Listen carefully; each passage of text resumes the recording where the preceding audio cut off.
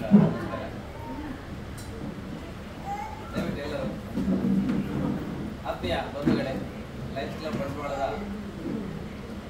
ಆಶ್ರಯದಲ್ಲಿ ಲಯನ್ಸ್ ಸೇವಾ ಟ್ರಸ್ಟ್ ನಡೆಸುತ್ತಿರುವಂತಹ ಈ ಒಂದು ನಿರ್ಮಲ ಹೃದಯ ವಿಶೇಷಚೇತನ ಮಕ್ಕಳ ಪಾಲನಾ ಕೇಂದ್ರದಲ್ಲಿ ನಿರಂತರವಾಗಿ ಇಲ್ಲಿ ಫಿಸಿಯೋ ಕಾರ್ಯಕ್ರಮ ನಡೀತಿರುವುದು ನಿಮಗೆಲ್ಲ ಗೊತ್ತೇ ಇದೆ. ವಿಶೇಷವಾಗಿ ಸ್ಪೀಚ್ ಥೆರಪಿ ಒಂದು ವಿಭಾಗದಿಂದ ನಿರಂತರವಾಗಿ ಕಾರ್ಯಕ್ರಮ ನಡೆಯುತ್ತಿದ್ದು ಒಂದಷ್ಟು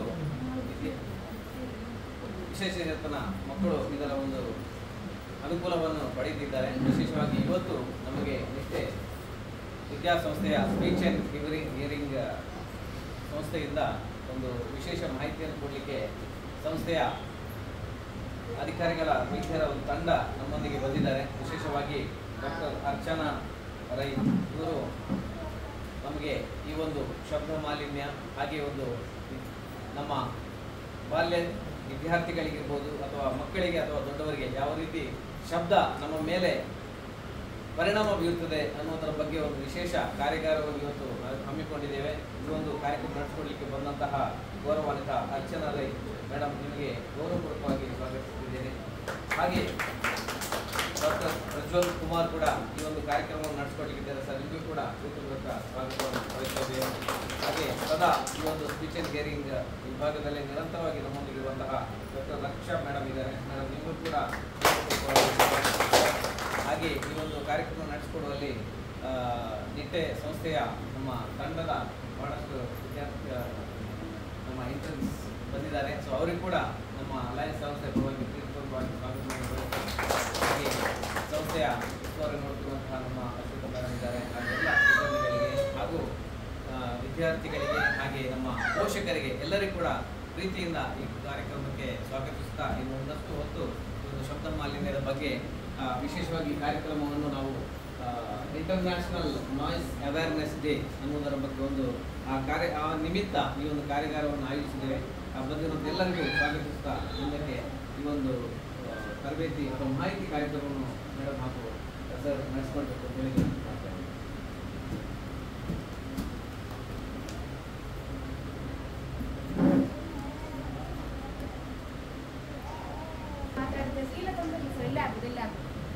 ಕನ್ನಡದಲ್ಲಿ ಮಾತಾಡಿದ್ರೆ ತೊಂದರೆ ಇಲ್ಲ. ಅದು ತುಳುವಲ್ಲಿ ಯಾವುದು ನಿಮಗೆ ಯಾವುದು ಸುಲಭ ಆಗುತ್ತೆ? ಕನ್ನಡ ತುಳು ಕನ್ನಡ ಕನ್ನಡ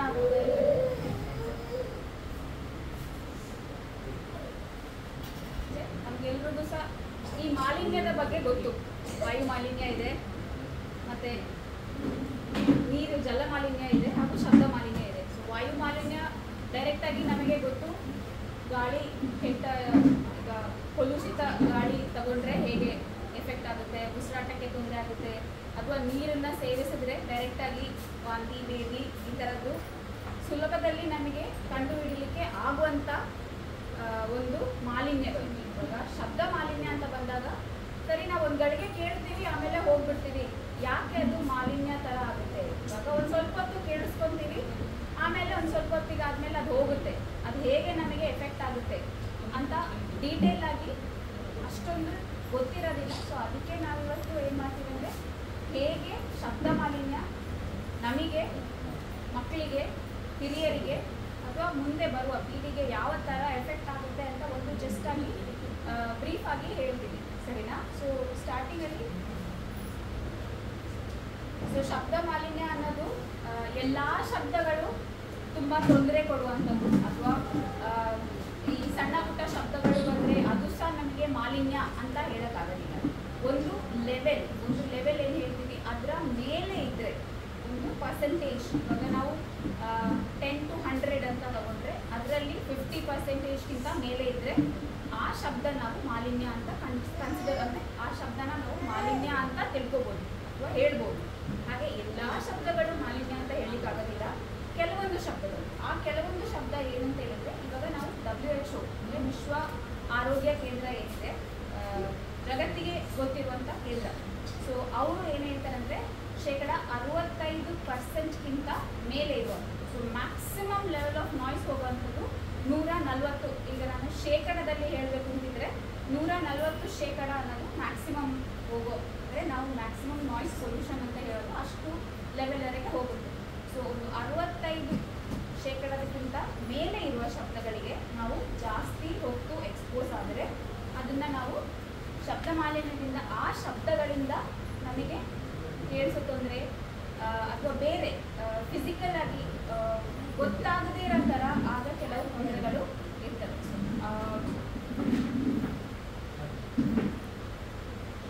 ಉದಾಹರಣೆಗೆ ಇವಾಗ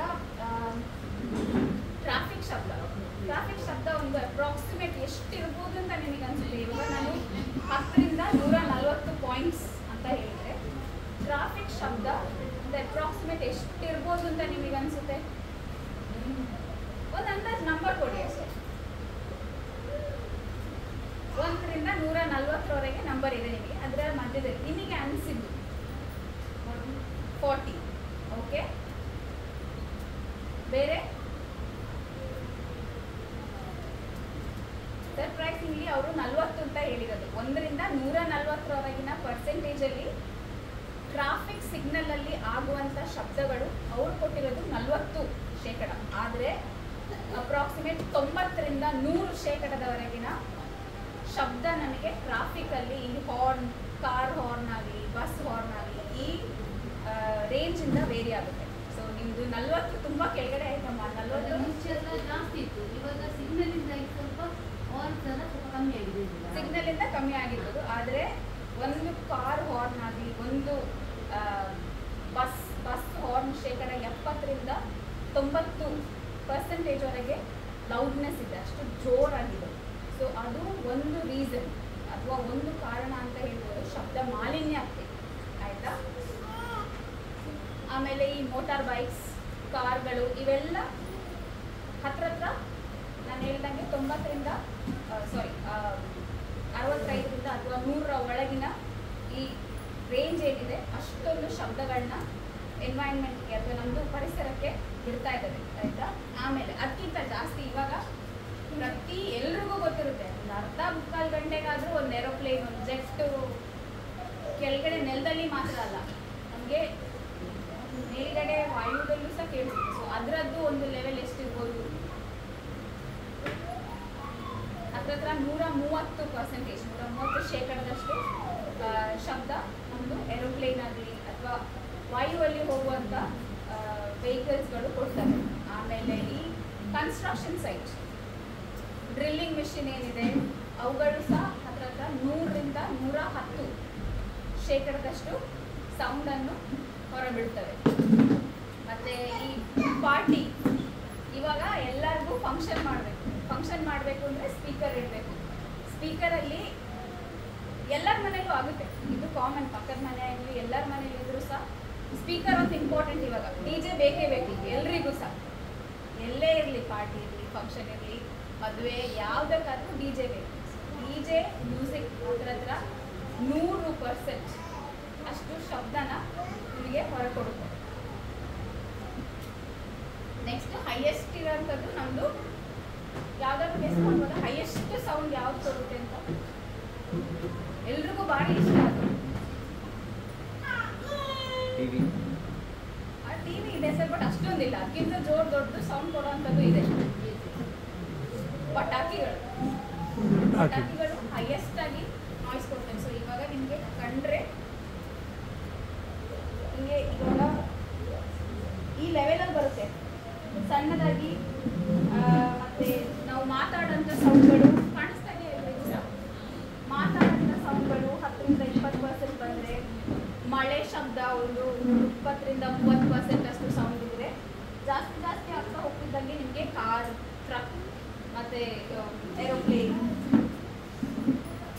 ಎಂಜಿನ್ ಸೌಂಡ್ಸ್, ಮ್ಯಾಕ್ಸಿಮಮ್ ಆಗಿ ಟ್ರ್ಯಾಕ್ಟರ್ ಬಸ್. ಸೊ ಇದೆಲ್ಲ ನಿಮಗೆ ಒಂದು ಲೆವೆಲ್ ಹಂತವಾಗಿ. ಸೊ ನಾನು ಹೇಳ್ದಂಗೆ 65%ಕ್ಕಿಂತ ಮೇಲಿನ ಶಬ್ದಗಳು ನಮಗೆ ತುಂಬ ಹಾನಿಕಾರಕ ಅಥವಾ ನಮಗೆ ನಮ್ಮ ಶರೀರಕ್ಕೆ ಇಂಡೈರೆಕ್ಟಾಗಿ ಅಥವಾ ಡೈರೆಕ್ಟಾಗಿ ಕೊಡುವ ತೊಂದರೆಗಳು. ನೀವೇನಾದ್ರೂ ಇದ್ರೆ ಕೇಳ್ಬೋದಾಯ್ತಾ? ಮಧ್ಯದಲ್ಲಿ ನಿಮಗೆ ಏನಾದ್ರು ಮಾತಾಡಬೇಕು ಅಥವಾ ಕೇಳಬೇಕು ಅಂತಿದ್ರೆ ಕೇಳ್ಬೋದು. ಸೊ ಈಗ ಯಾವ ಥರದ ಶಬ್ದಗಳು ನಮಗೆ ಯಾವ ಥರದ ಡಿಫ್ರೆನ್ಸ್ ಮಾಡುತ್ತೆ ಬಾಡಿಲಿ? ಒಂದು ಆಬ್ವಿಯಸ್ ಆಗಿ ಅಥವಾ ಬೇರೆ ಏನು ಅನ್ನೋದೇನಂತ ಹೇಳಿದ್ರೆ ಹಿಯರಿಂಗ್ ಲಾಸ್ ಅಥವಾ ಕೇಳಿಸುವ ತೊಂದರೆ. ಮತ್ತೆ ಅದಲ್ಲದೆ ಬೇರೆ ಏನಾದರೂ ನಿಮಗೆ ಅನಿಸುತ್ತಾ? ಶಬ್ದ ಕೇಳಿದ ಕೂಡಲೇ ಏನಾಗುತ್ತೆ? ಇವಾಗ ಫಾರ್ ಎಕ್ಸಾಂಪಲ್ ಮನೆಯಲ್ಲಿ ಇರಿಟೇಷನ್ ಆಗುತ್ತೆ. ಮನೇಲಿ 1 ಗಂಟೆ ಮಿಕ್ಸಿ ಆನ್ ಇಟ್ಟರೆ ಅದಾದ್ಮೇಲೆ ಯಾರಾದರೂ ಬಂದು ಟಿ ವಿ ಆನ್ ಮಾಡಿದ್ರೆ ನಮಗೆ ಹಿಂಗೆ ಕಿರಿಕಿರಿ ಆಗುತ್ತೆ. ಯಾಕಂದರೆ ನೀವು ಕಂಟಿನ್ಯೂಸ್ ಆಗಿ ಆ ಶಬ್ದ ತಗೊಂಡಿರ್ತೀರ. ಸೊ ಅದರಿಂದ ಏನಾಗುತ್ತೆ? ತುಂಬ ಸ್ಟ್ರೆಸ್. ಸೊ ಶಬ್ದದಿಂದ ಫಿಸಿಕಲ್ ಆಗಿ ಅಲ್ಲ ಅಂದ್ರೂ ಮೆಂಟಲ್ ಆಗಿ ಸ್ಟ್ರೆಸ್ ಜಾಸ್ತಿ ಆಗುತ್ತೆ. ಮತ್ತು ಈ ಹೃದಯ ತೊಂದರೆ ಅಂತ ಹೇಳ್ತಾರಲ್ಲ, ತುಂಬ ಹೊತ್ತು ಶಬ್ದ ಕೇಳ್ತಾ ಇದ್ದರೆ ತುಂಬ ಸುಸ್ತಾಗುತ್ತೆ ಬಾಡಿಗೆ. ಫೆಟಿಗಿಬಿಲಿಟಿ ಅಂತ ಹೇಳ್ತಾರೆ, ಅದು ಸುಸ್ತಾಗೋದು ಬಾಡಿಗೆ. ಅಥವಾ ನಮ್ಮದು ಬ್ಲಡ್ ಪ್ರೆಷರ್ ರೈಸ್ ಆಗೋದು,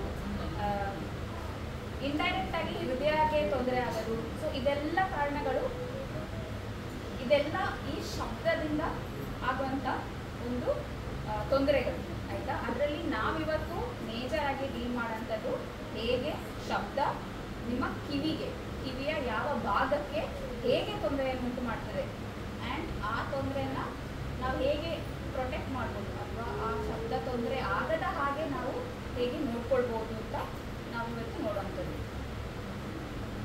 ಸೊ ನಾನು ಇವಾಗ 3 ಭಾಗ ಇದೆ ಕಿವಿಯಲ್ಲಿ ನಮಗೆ 3 ಭಾಗ ಇರ್ತವೆ. ಹೊರಗಡೆದು ಈ 3 ಲೈನ್ ಕಾಣಿಸ್ತಾ ಇದೆ, ಬೇರೆ ಬೇರೆ ಕಲರ್, ನೀಲಿ, ಹಸಿರು ಮತ್ತು ಯೆಲ್ಲೋ ಕಲರ್, ಹಳದಿ ಬಣ್ಣ. ಇಷ್ಟು ಇರೋದು ಕಿವಿಯ ಹೊರಗಡೆ ಕಿವಿ ಅಂತ ಹೇಳ್ತೀವಿ ನಾವು. 3 ಭಾಗದಲ್ಲಿ ಇದನ್ನ ಹೊರಗಡೆ ಕಿವಿ, ಇದು ಮಧ್ಯ ಕಿವಿ, ಮತ್ತು ಇದು ಒಳ ಕಿವಿ, ಆಯಿತಾ?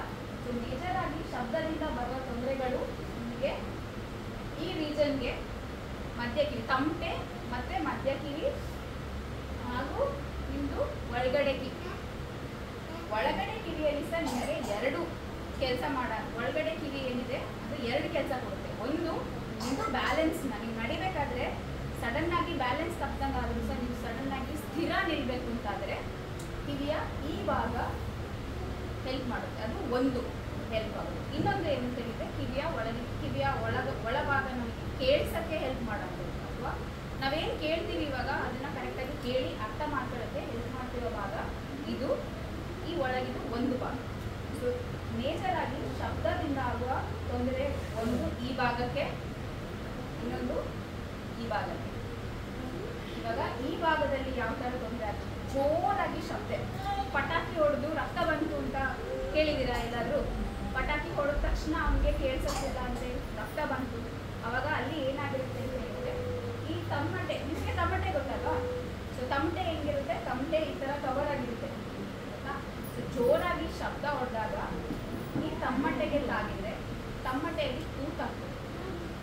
ತಮಟೆ ನಮಗೆ ಸ್ಟೇಬಲ್ ಆಗಿದ್ದಾಗ ನಮಗೆ ಶಬ್ದ ಪಾಸ್ ಮಾಡಲಿಕ್ಕೆ ಹೆಲ್ಪ್ ಆಗುತ್ತೆ. ಆದರೆ ಇಲ್ಲಿ ಏನಾದರೂ ತೂತ ಆಯಿತು ಅಂತಾದರೆ ಅದು ಒಂದು ಕಾರಣ ನಮಗೆ ಕೇಳಿಸೋಕ್ಕೆ ತೊಂದರೆ ಆಗುತ್ತೆ, ಸರಿನಾ? ಅದು ಒಂದು. ತಮಟೆ ಮಾತ್ರ ನಿಂತರೆ, ತಮಟೆ ಮಾತ್ರ ಆಯಿತು ಅಂತ ಹೇಳಿದ್ರೆ ಕ್ರಮೇಣವಾಗಿ ಸಣ್ಣ ತೂತೆಲ್ಲ ಆದರೆ ಕ್ರಮೇಣವಾಗಿ ಹೀಲ್ ಆಗುತ್ತೆ.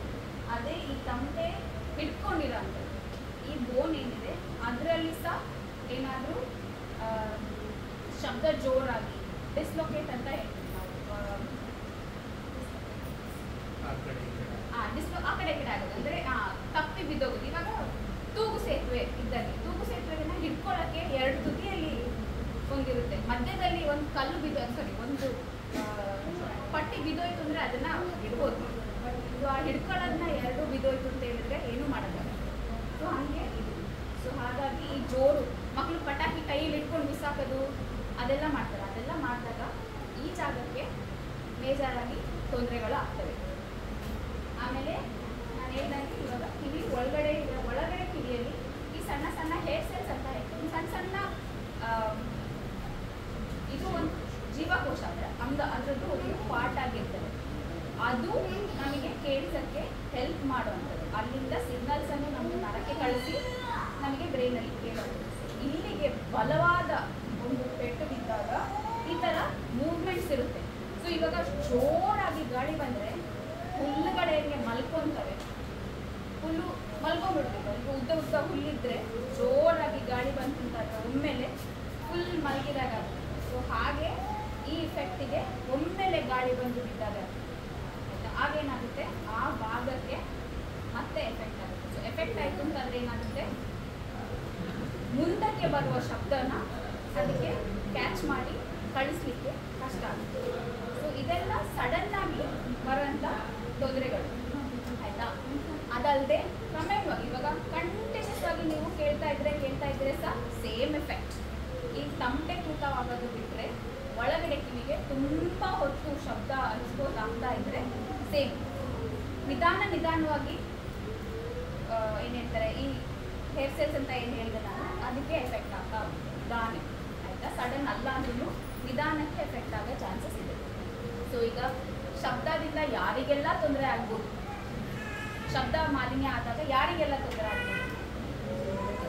ಎಲ್ರಿಗೂ ಆಗುತ್ತೆ. ಎಲ್ರಿಗೆ ಅಂತ ಹೇಳಿದರೆ ಮಕ್ಕಳಿಂದ ಹಿಡಿದು ದೊಡ್ಡ ಪ್ರಾಯದವರಿಗೆ ಸಹ. ಅದ್ರ ಜೊತೆಗೆ ಗರ್ಭಿಣಿಯರು ಸಹ ಒಂದು ಕರೆಕ್ಟಾಗಿ ನೆನಪಿಟ್ಕೊಳ್ಬೇಕಾಗಿದೆ. ಅಂದರೆ ಡೈರೆಕ್ಟಾಗಿ ಎಫೆಕ್ಟ್ ಆಗಲಿಕ್ಕಿಲ್ಲ, ಆದರೆ ತುಂಬ ಹೊತ್ತು ಶಬ್ದ, ತುಂಬ ಹೊತ್ತು ಟ್ರಾಫಿಕ್ ಶಬ್ದ ಆಗ್ತಾ ಇದೆ ಅಂತ ಕಂಟಿನ್ಯೂಸ್ ಆಗಿ ಆಗ್ತಾ ಇದೆ ಅಂತ ಅಂದರೆ ಏನಾಗುತ್ತೆ, ಮಕ್ಕಳಿಗೆ ಡೈರೆಕ್ಟ್ ಆಗಲ್ಲ ಅಂದ್ರೂ ನಿಮ್ಮ ಬಿ ಪಿ ಇನ್ಕ್ರೀಸ್, ನಾನು ಹೇಳ್ದಂಗೆ ಬಿ ಪಿ ಇನ್ಕ್ರೀಸ್ ಲೋ ಆಗೋದು ಅಥವಾ ಫೆಟಿಗ್ ಆಗೋದು, ಇದೆಲ್ಲ ಕಾರಣದಿಂದ ಬೇರೆ ಬೇರೆ ತೊಂದರೆಗಳು ಉಂಟಾಗುವ ಸಾಧ್ಯತೆಗಳು ಇರ್ತವೆ. ಹಾಗೆ ಆಗ್ತದೆ ಅಂತಲ್ಲ, ಆಗೋದೇ ಇಲ್ಲ ಅಂತಲ್ಲ, ಆಗುತ್ತಾ ಆಗಬಹುದು, ಆಗುವ ಸಾಧ್ಯತೆಗಳು ಹೆಚ್ಚು ಆಯಿತಾ. ಸೊ ನಾನು ಹೇಳ್ದಂಗೆ ಇವಾಗ ಎಲ್ಲರಿಗೂ ಒಂದು ಲಿಮಿಟ್ ಅಂತ ಇದೆ. ಶಬ್ದ ಕೇಳಿಸ್ಕೊಳ್ಳೋದು ಇವಾಗ ಹಾಗಂತ ನಾವು ಶಬ್ದ ಕೇಳಿಸ್ಕೊಳ್ಳೇಬಾರ್ದಾ ಅಂತ ಕೇಳ್ಬೋದು. ಇವಾಗ ಡೇ ಟು ಡೇ ಅಲ್ಲಿ ನಮಗೆ ಶಬ್ದ ಕೇಳಿಸೋಂಥದ್ದು ಸಾಮಾನ್ಯ. ಟ್ರಾಫಿಕ್ ಕ್ರಾಸ್ ಆಗಬೇಕು, ಸಾಮಾನ್ಯ ಆಗಲೇಬೇಕು. ಹಾಗಂತ ಎಲ್ಲ ದಿನ ಕಿವಿ ಮುಚ್ಕೊಂಡಿರ್ಬೇಕಾ? ಅಲ್ಲ. ಕಿವಿಗೆ ಸಹ ಒಂದು ಅದರ ಸಾಮರ್ಥ್ಯ ಇದೆ, ಅದರ ಲಿಮಿಟ್ ಇದೆ. ಸೊ ಆ ಲಿಮಿಟ್ ಏನು ಅಂತ ಹೇಳಿದರೆ ಒಂದು 80ರಿಂದ 90% ಅಷ್ಟು ಲೆವೆಲ್ ಆಫ್ ಸೌಂಡನ್ನು ದಿನಕ್ಕೆ ಒಂದು 8 ಗಂಟೆಯ ಕಾಲ ಕೇಳಿಸುವಷ್ಟು ತಾಕತ್ತು ನಮ್ಮ ಕಿವಿಗಿದೆ. ಅದಾದಮೇಲೆ ರಾತ್ರಿ ನಾವು ಬ್ರೇಕ್ ತಗೊಳ್ತೇವೆ, ಅಥವಾ ರಾತ್ರಿ ಒಂದು ಲೆವೆಲ್ ಆಫ್ ಸ್ಲೀಪ್ ಅಂತ ನಾವು ನಿದ್ದೆ ಹೋಗ್ಬೇಕಾದ್ರೆ ಅಲ್ಲಿ ಏನು ಸೌಂಡ್ ಜಾಸ್ತಿ ಇರಲ್ಲ. ಸೊ ಮತ್ತೆ ಅಲ್ಲಿ ಒಂದು ರೆಸ್ಟ್ ಇದೆ.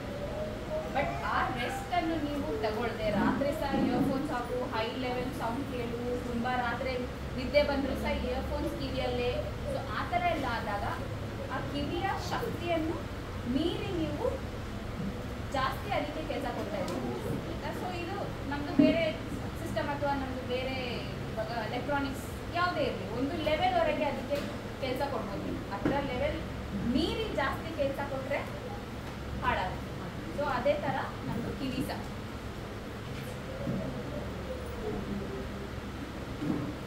ಸೊ ಇದನ್ನ ರಕ್ಷಿಸಲಿಕ್ಕೆ ಏನೇನು ಮಾಡ್ಬೋದು? ಒಂದು ಫಸ್ಟ್ ನೀವು ಫೋನ್ ಜಾಸ್ತಿ ವಾಲ್ಯೂಮ್ ಕೊಟ್ಟಾಗ ಒಂದು ಮೆಸೇಜ್ ಬರ್ತದೆ, ನೋಡಿದ್ದೀರಾ? ಈ ವಾಲ್ಯೂಮ್ಗಿಂತ ಜಾಸ್ತಿ ಹೋದರೆ ನಿಮಗೆ ಕಿವಿಗೆ ಪೆಟ್ಟಾಗುತ್ತೆ ಅಂತ ಒಂದು ಮೆಸೇಜ್ ಬರುತ್ತೆ. ಸೊ ಆ ಮೆಸೇಜ್ ಬಂದಾಗ ಅದಕ್ಕಿಂತ ಜಾಸ್ತಿ ಹೋಗಬಾರ್ದು ಒಂದು. ಆಮೇಲೆ ನಾನು ಹೇಳ್ದಂಗೆ ಇಷ್ಟು ಗಂಟೆ ಅಷ್ಟು ಹೊತ್ತು ಕೇಳಿದ್ರೆ ಅದಾದಮೇಲೆ ನೀವು ಬ್ರೇಕ್ ತಗೊಳ್ಳೇಬೇಕು. ಇಷ್ಟು ಲೌಡ್ನೆಸ್ಗಿಂತ ಒಂದು 80%ಗಿಂತ ಜಾಸ್ತಿ ಲೌಡ್ನೆಸ್ ಕೇಳ್ತಾ ಇದ್ದೀರಾ, ಒಂದು ಅರ್ಧ ಗಂಟೆ ಕೇಳಿದ್ರು ಸಹ ಅದಾದಮೇಲೆ ಒಂದು ಅರ್ಧದಿಂದ 1 ಗಂಟೆ ಬ್ರೇಕ್ ತಗೋಬೇಕು. ಅಥವಾ ಆ ವಾಲ್ಯೂಮ್ದು ಬಟನ್ ಏನು ಹೇಳ್ತೀನಿ, ಇದಕ್ಕಿಂತ ಜಾಸ್ತಿ ಕೇಳಬಾರ್ದು ಅಂತ, ಅದಕ್ಕಿಂತ ಜಾಸ್ತಿ ಕೇಳಬಾರ್ದು ಅಂತ ಕೇಳಬಾರ್ದು. ತೊಂದರೆ ಇಲ್ಲ, ಇವತ್ತು ಒಂದಿನ ಕೇಳ್ತೀನಿ, ನಾಳೆ ಇಲ್ಲ, ಹಾಗೆ ಮಾಡೋಂಗಿಲ್ಲ. ಆಮೇಲೆ ಪ್ರತಿ ವರ್ಷ ಅಟ್ಲೀಸ್ಟ್ ವರ್ಷಕ್ಕೊಂದ್ಸತಿನಾದರೂ ಒಂದು ಕಿವಿ ಪರೀಕ್ಷೆ ಮಾಡಿಸ್ಬೇಕು. ಯಾಕಂದರೆ ನಿಮಗೆ ಈ ವರ್ಷ ಸರಿಯಾಗಿತ್ತು, ಚೆನ್ನಾಗಿತ್ತು, ಏನಾಗಿಲ್ಲ, ಮುಂದಿನ ವರ್ಷ ಏನಾದರೂ ಆಗಿದೆಯಾ ಇಲ್ವಾ, ಹಾಗೇನಾದರೂ ಆಗಿದ್ದರೆ ಮತ್ತೆ ಇನ್ನೊಂದು ವರ್ಷ ಚೆಕ್ ಮಾಡಬೇಕು, ಜಾಸ್ತಿ ಆಗಿದೆಯಾ ಇಲ್ವಾ, ಎಷ್ಟು ಲೆವೆಲಲ್ಲಿದೆ. ಇವಾಗ ನಾವು ಕಣ್ಣು ಪರೀಕ್ಷೆ ಮಾಡ್ತೀವಿ, ಕಣ್ಣು ಟೆಸ್ಟ್ ಮಾಡಿದ್ವಿ, ಇವತ್ತು ಸರಿ ಇತ್ತು, ಕಣ್ಣಕ್ಕ ಹಾಕಿದ್ವಿ, ಮುಂದಿನ ವರ್ಷ ಮತ್ತೆ ಚೆಕ್ ಮಾಡ್ತೀರಾ ಇಲ್ವಾ, ಮಾಡ್ತೀವಿ, ಜಾಸ್ತಿ ಆಗಿದೆಯಾ ಇಲ್ವಾ ಅಂತ ನೋಡೋಕ್ಕೆ ಪವರ್. ಹಾಗೆ ಕಿವಿಗೂ ಸಹ ಏನಾದರೂ ತೊಂದರೆ ಇದೆ ಅಥವಾ ಸ್ಟಾರ್ಟಿಂಗ್ ಲೆವೆಲಲ್ಲಿ ಇದೆ ಅಂತ ಆದರೆ ಮುಂದಿನ ವರ್ಷ ಮತ್ತೆ ನೋಡಬೇಕು ಎಷ್ಟು ಜಾಸ್ತಿ ಆಗ್ತಿದೆ.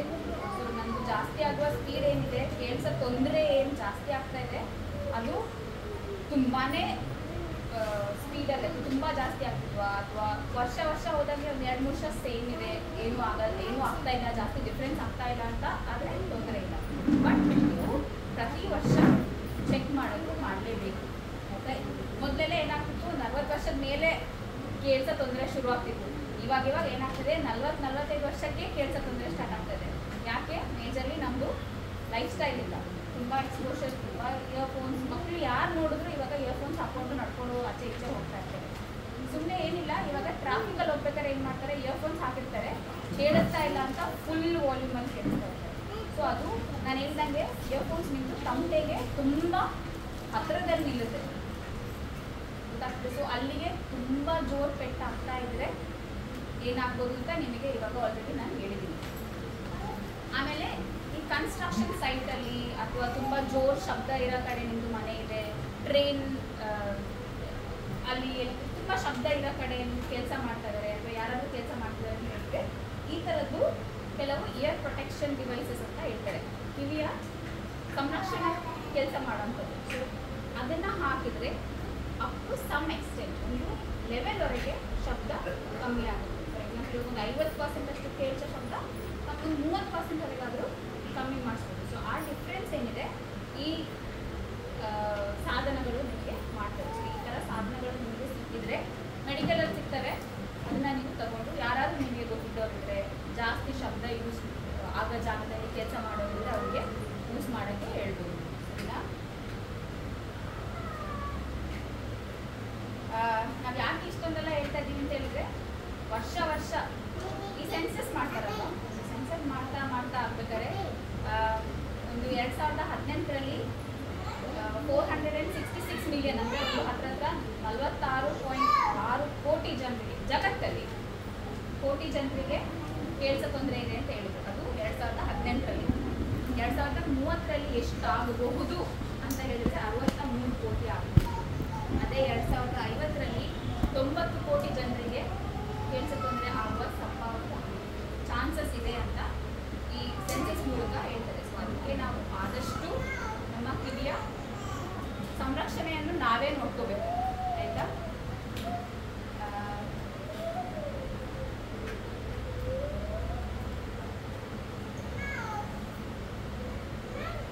ಸೊ ಆಲ್ಮೋಸ್ಟ್ ಎಲ್ಲ ಕವರ್ ಆಗಿದೆ. ಇದು ಬೇಸಿಕಲಿ ನಾವು ಹೇಳೋದು ನಿಮಗೆ ಜಾಸ್ತಿ ಶಬ್ದ ಇದ್ದಲ್ಲಿ ಹೋದಾಗ ಒಂದು ಸ್ವಲ್ಪ ಹೊತ್ತಾದಮೇಲೆ ಆದಷ್ಟು ಆ ಶಬ್ದನ ಅವಾಯ್ಡ್ ಮಾಡೋಕ್ಕೆ ಟ್ರೈ ಮಾಡಿ. ಅವಾಯ್ಡ್ ಮಾಡೋಕ್ಕಾಗಿಲ್ಲ ಅಂತ ಹೇಳಿದರೆ ಅಟ್ಲೀಸ್ಟ್ ನಿಮಗೆ ಇಯರ್ ಪ್ಲಗ್ಸ್ ಏನಿದೆ ಅದನ್ನು ಹಾಕಿ ಒಂದು ಸ್ವಲ್ಪ ಶಬ್ದ ಇಂಟೆನ್ಸಿಟಿ ಲೌಡ್ನೆಸ್ಸನ್ನು ಕಮ್ಮಿ ಮಾಡ್ಬೋದು. ಮತ್ತು ಫೋನಲ್ಲಿ ನಿಮ್ಮದು ಆ ಸೌಂಡು ಮಾನಿಟರ್ ಬರ್ತದೆ, ಅದನ್ನು ಯೂಸ್ ಮಾಡ್ಬೋದು. ಇದೆಲ್ಲ ರೀತಿಯಿಂದ ನೀವು ಶಬ್ದದ ಆ ಒಂದು ಲೆವೆಲನ್ನು ಮಾನಿಟರ್ ಮಾಡ್ಬೋದು. ನಿಮ್ಮನ್ನು ನೀವು ಶಬ್ದ ಮಾಲಿನ್ಯದಿಂದ ಸೇವ್ ಮಾಡಿಸ್ಕೊಡ್ಬೋದು, ಆಯಿತಾ? ಸೊ ಇಷ್ಟು ಹೇಳ್ತಾ ನನ್ನದು ಸಂಸ್ಥೆ ಮತ್ತು ಇಂಜಿನಿಯರಿಂಗಿಗೆ ನನಗೆ ಈ ಚಾನ್ಸ್ ಕೊಟ್ಟಿದ್ದಕ್ಕೆ ಥ್ಯಾಂಕ್ ಯು ಹೇಳಿ ನಾನು ಪ್ರಿನ್ಸಿಪಲ್ ಮತ್ತು ಮ್ಯಾನೇಜ್ಮೆಂಟ್ ಥ್ಯಾಂಕ್ ಯು. ಆಮೇಲೆ ರೋಟ್ರಿ ಅವರಿಗೆ ಸಹ ನಮಗೆ ಈ ಕಾರ್ಯಕ್ರಮನ ನಡೆಸಿಕೊಡಲಿಕ್ಕೆ ಹೆಲ್ಪ್ ಮಾಡಿದ್ದೀರಾ, ಥ್ಯಾಂಕ್ ಯು.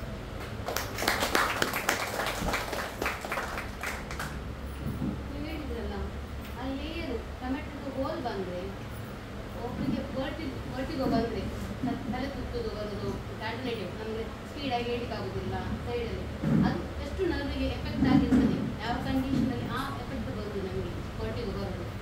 ನಾನು ತಮ್ಮಟೆ ಬಗ್ಗೆ ಹೇಳಿದ್ದೆ, ತಮ್ಮಟೆಗೂ ಈ ತಲೆ ತಿರುಗೋದು ಬೇರೆ, ಎರಡು ಬೇರೆ ಇದಾಗುತ್ತೆ. ತಮ್ಮಟೆ ಇರೋದು ನಾನು ಹೇಳಿದೆ ನಿಮಗೆ ಹೊರಗಡೆ ಮಧ್ಯ ಮತ್ತು ಹೊರಗಡೆ ಕಿವಿಯನ್ನು ಡಿಫ್ರೆನ್ಸ್ ಮಾಡೋದು ಈ ತಮ್ಮಟೆ. ತಲೆ ತಿರುಗೋದು ಬೇಸಿಕಲಿ ಬರುವಂಥದ್ದು ಒಳಕಿವಿಯ ಒಂದು ಭಾಗ. ಅದು ಡಾಗ್ಗಿಂತಲೂ ಜಾಸ್ತಿ ನಿಮಗೆ ತಲೆ ತಿರುಗೋದಕ್ಕೆ ಹಲವಾರು ಕಾರಣಗಳಿರ್ತವೆ. ಹಲವಾರು ಕಾರಣ ಅಂತ ಹೇಳಿದರೆ ನಿಮಗೆ BP ಜಾಸ್ತಿ ಹೆಚ್ಚು ಕಮ್ಮಿ ಆದರೂ ತಲೆ ತಿರುಗುತ್ತೆ, ವಿಟಮಿನ್ಸ್ ಜಾಸ್ತಿ ಕಮ್ಮಿ ಆದರೂ ತಲೆ ತಿರುಗುತ್ತೆ. ಆಮೇಲೆ ಕಿವಿಯ ರಿಲೇಟೆಡ್ ಬಂದಾಗ ನಮ್ಮದು ವೆಸ್ಟಿಬ್ಯುಲರ್ ಸಿಸ್ಟಮ್ ಅಂತ ಹೇಳ್ತೀವಿ. ಆ ಕಿವಿ ನಾನು ತೋರಿಸ್ತಾರೆ ಒಂದು ರೌಂಡ್ ಆಮೇಲೆ 2-3 ಸರ್ಕಲ್, ಆ ಸರ್ಕಲಲ್ಲಿ ಏನಾದರೂ ತೊಂದರೆ ಬರುತ್ತೆ ಅಥವಾ ಅಲ್ಲಿ ಕೆಲವು ಏನು ಹೇಳ್ತಾರೆ ನಾವು ಕ್ರಿಸ್ಟಲ್ಸ್ ಅಂತ ಹೇಳ್ತೀವಿ, ಅದು ಒಂದು ಕಡೆ ನಿಂತಿರಬೇಕು, ಏನೋ ಒಂದು ಕಾರಣಕ್ಕೆ ಅದು ಮೂವ್ ಆದರೆ ಅಥವಾ ಏನಾದರೂ ಈ ವೈರಲ್ ಇನ್ಫೆಕ್ಷನ್ ಆದಾಗ ವೈರಲ್ ಇನ್ಫೆಕ್ಷನಿಂದ ಆ ಜಾಗಕ್ಕೆ ಅಥವಾ ಆ ನರಕ್ಕೆ, ಆ ಪರ್ಟಿಕ್ಯುಲರ್ ನರಕ್ಕೆ ಎಫೆಕ್ಟ್ ಆದರೆ ತಲೆ ತಿರುಗುವುದು ಈ ಥರದ್ದು ಬರ್ತದೆ. ಈ ಸೌಂಡಿಂದ ಆಗೋಂಥದ್ದೇನಿದೆ ಕಂಟಿನ್ಯೂಸ್ ಆಗಿ ಆ ಜಾಗಕ್ಕೆ ನಿಮಗೆ ಎಫೆಕ್ಟ್ ಆಗ್ತಾ ಇದ್ದರೆ ಮತ್ತೆ ತಲೆ ತಿರುಗುವುದು ಚಾನ್ಸಸ್ ಇದೆ. ಈ ತಮಟೆಗೂ ಮತ್ತು ನೀವು ಹೇಳಿರುವ ತಲೆ ತಿರುಗುವುದು ಅಲ್ಲ, ನಾನು ಅಂತಂದರೆ ಆಲ್ರೆಡಿ ಹೋಲ್ ಇದ್ದರೆ ಇದ್ದವ್ರ ವಿಷಯಗಳು ಹೋಲ್ ಇದ್ರೆ ಇನ್ಫೆಕ್ಷನ್ ಇದ್ರೆ ಅಮ್ಮ ಹೋಲ್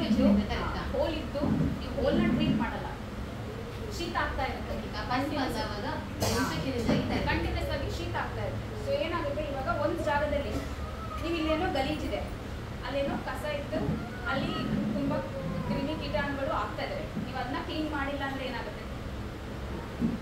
ಅಲ್ಲಿ ಆ ಜಾಗದಲ್ಲೇ ಇರುತ್ತೆ, ಅದು ಆ ಜಾಗದಿಂದ ಸ್ಪ್ರೆಡ್ ಆಗುತ್ತೆ. ಅದೇ ಥರ ನೀವು ಈ ಇನ್ಫೆಕ್ಷನ್ ನೀವು ಕ್ಲೀನ್ ಮಾಡಿಲ್ಲ ಅಂದರೆ ಆ ಇನ್ಫೆಕ್ಷನ್ ಮುಂದೆ ಮುಂದೆ ಹೋಗಿ ಹೋಗಿ ಹೋಗಿ ಹೊರಗಡೆಯಿಂದ ಅಲ್ಲೇ ಹೋಗುತ್ತೆ, ಮಧ್ಯದಿಂದ ಒಳಗೆ ಹೋಗುತ್ತೆ, ಒಳಗೆ ಏನಿದೆ ಅಲ್ಲಿ ಮತ್ತೆ ಇನ್ಫೆಕ್ಷನ್ ಆಗುತ್ತೆ.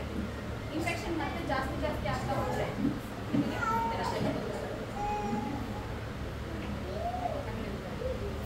ಸೌಂಡ್ ಡೈರೆಕ್ಟಾಗಿ 2 ವರ್ಷದ ಮಗುಗೆ ಡೈರೆಕ್ಟಾಗಿ ಎಫೆಕ್ಟ್ ಅಂತ ಹೇಳೋಕ್ಕಾಗಲ್ಲ.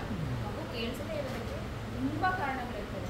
ಒಂದು ಫ್ಯಾಮಿಲಿ ಹಿಸ್ಟ್ರಿ ಇರ್ಬೋದು, ಅಂದರೆ ಫ್ಯಾಮಿಲಿಯಲ್ಲಿ ಬೇರೆಯವರಿಗೆ ಜೆನೆಟಿಕ್ ರಿಲೇಟೆಡ್ ಅಂತ ಹೇಳ್ತೇವೆ, ತಂದೆ ತಾಯಿಗೆ ಅಥವಾ ತಾಯಿ ಕಡೆ ಯಾರಿಗಾದ್ರು ಇದ್ದರೆ ಜೆನೆಟಿಕ್ ಇನ್ಹೆರಿಟೆನ್ಸ್ ಅಂತ ಇರ್ತದೆ. ಸೊ ಅವರಿಗೆ ಇದ್ದರೆ ಬರುತ್ತೆ, ಇಲ್ಲ ಈ ಸಂಬಂಧಿಕರಲ್ಲಿ ಮದುವೆ ಆದಾಗ ಅದು ಒಂದು ಕಾರಣ ಆಗುತ್ತೆ, ಅಥವಾ ಪ್ರೆಗ್ನೆನ್ಸಿ ಟೈಮಲ್ಲಿ ಏನಾದರೂ ಸ್ಟ್ರೆಸ್ ಅಥವಾ ಮದ್ದು ತಗೊಂಡಿರೋದು, ಸ್ಟಿರಾಯ್ಡ್ಸು, ಬೇರೆ ಏನಾದರೂ ಕಾಂಪ್ಲಿಕೇಶನ್ಸ್ ಆಗಿರೋದು, ಈ ಕಾರಣಗಳಿಂದಲೂ ಮಗುವಿಗೆ ಎಫೆಕ್ಟ್ ಆಗೋ ಚಾನ್ಸಸ್ ಇದೆ. ಹಾಗಂತ ಅದರಿಂದ ಬರೀ ಕಿವಿ ಕೇಳಿಸೋ ತೊಂದರೆ ಬರುತ್ತೆ ಅಂತಲ್ಲ, ಬೇರೆ ತೊಂದರೆಗಳು ಸಹ ಆಗೋ ಚಾನ್ಸಸ್ ಇದೆ. ಸೊ 2 ವರ್ಷದ ಮಕ್ಕಳು ನಿಮಗೆ ಸೌಂಡಿಂದನೇ ಆಗಿರುತ್ತೆ ಅಂತ ಹೇಳ್ತಾರೆ. ಯಾಕಂತ ಹೇಳಿದರೆ ಸಣ್ಣಲ್ಲಿಂದ ಹುಟ್ಟಿದಾಗಲೇ ಇದ್ದಿರಬಹುದು ವಿಚ್ ವಾಸ್ ಏನು ಹೇಳ್ತಾರೆ, ಒಂದು ಟೆಸ್ಟ್ ಮಾಡದೆ ಬಿಟ್ಟೋಗಿರ್ಬೋದು. ಅದು 2 ವರ್ಷ ಆಗಬೇಕಾದ್ರೆ ನಾವು ಕರಿಬೇಕಾದ್ರೆ ಮಗು ರೆಸ್ಪಾಂಡ್ ಮಾಡಲ್ಲ, ಆವಾಗ ಹೋಗಿ ನಾವು ಟೆಸ್ಟ್ ಮಾಡ್ತೀವಿ, ಆಗ ಐಡೆಂಟಿಫೈ ಆಗಿರ್ಬೋದು. ಹಾಗಂತ ಆಗ 2 ವರ್ಷಕ್ಕೆ ಮಗುಗೆ ಕೇಳಿಸೋಕ್ಕೆ ತೊಂದರೆ ಆಗಿರೋದು, ಶಬ್ದದಿಂದ ಆಗಿರೋದು ಅಂದರೆ ಈ ಸಣ್ಣ ಮಕ್ಕಳನ್ನು ಕಾರ್ಯಕ್ರಮಕ್ಕೆಲ್ಲ ಕರೆದುಕೊಂಡು ಹೋಗ್ತಾರೆ. ದೊಡ್ಡವರಿಗೆ ಅದು ಕೆಪಾಸಿಟಿ ಉಂಟು ಕೇಳುವಂಥದ್ದು. ಆ ಸಣ್ಣ ಮಗುವಿಗೆ 1 ವರ್ಷ ಅಂತ ಮಗುವಿಗೆ ದೊಡ್ಡ ಸೌಂಡ್ ಬಾಕ್ಸ್ ಎಲ್ಲ ಇರ್ತದೆ ಪ್ರೋಗ್ರಾಮ್ಸ್ನಲ್ಲಿ, ಅದರಲ್ಲಿ ಆ ಥರ ಇಟ್ಟು ಕೇಳ್ತಾರೆ. ಅದಕ್ಕೆ ನಾವು ಹೇಳ್ತಿರೋದು ಆದಷ್ಟು ಈ ಸೌಂಡ್ ಜೋರ್ನ ಹೇಳಿದ್ನಲ್ಲ, ಸಡನ್ ಎಫೆಕ್ಟ್ ಆದಾಗ ಆ ಥರ ಆಗೋ ಚಾನ್ಸಸ್ ಇದೆ. ಬಟ್ ಹಾಗಂತ ನಾವು ಅದೇ ಅಂತ ಹೇಳಲಿಕ್ಕಾಗಲ್ಲ, ಬೇರೆ ಏನಾದರೂ ಕಾರಣ ಇದೆ ಆಗ ಚಾನ್ಸಸ್ ಇದೆ, ಇಲ್ಲ ಅಂತ ಹೇಳಲಿಕ್ಕಾಗೋದಿಲ್ಲ. ಬಟ್ ಅದೇ ಕಾರಣ ಅಂತಲೂ ಹೇಳಲಿಕ್ಕಾಗೋದಿಲ್ಲ.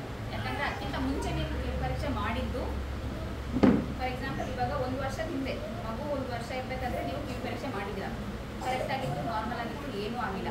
ಹಾಗಂದರೆ ನಿನ್ನೆ ನಾನು ಒಂದು ಸೌಂಡ್ ಇರೋ ಜಾಗಕ್ಕೆ ಹೋದೆ, ಅದಾದಮೇಲೆ ಇವತ್ತು ನಾನು ಅವಳನ್ನ ಕರಿತಾ ಇದ್ದೀನಿ ಅಥವಾ ಅವನ್ನ ಕರಿತಾ ಇದ್ದೀನಿ, ಅವ್ನು ರೆಸ್ಪಾಂಡ್ ಮಾಡ್ತಾ ಇಲ್ಲ, ಆಗ ನೀವು ಹೇಳಿರಬೇಕು ಆಗಿರ್ಬೋದು. ಯಾಕಂದರೆ ನೀವು 6 ತಿಂಗಳ ಮುಂಚೆ ಟೆಸ್ಟ್ ಮಾಡಿದ್ದೀರ, ಅವಾಗ ಎಲ್ಲ ನಾರ್ಮಲ್ ಇರಬೇಕು. ಆದರೆ ಇವಾಗ ಅವ್ನು ರೆಸ್ಪಾಂಡ್ ಮಾಡ್ತಾ ಇಲ್ಲ.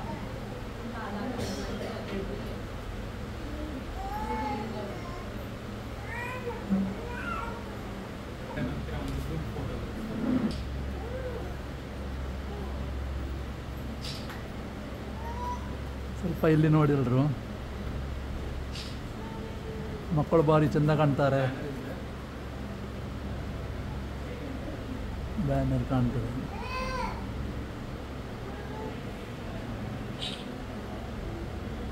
ಇಲ್ಲಿ ಒಂದು ಫೋಟೋ ತೆಗೆಯುವ.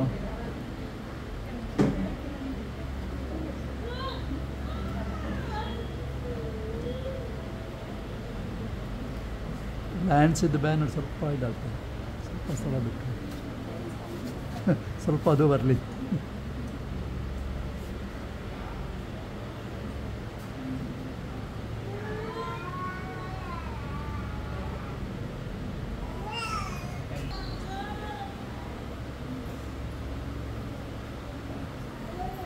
ಒಂದು ಭಾರಿ ಚಂದ ಬರ್ತದೆ ಲೈಟ್.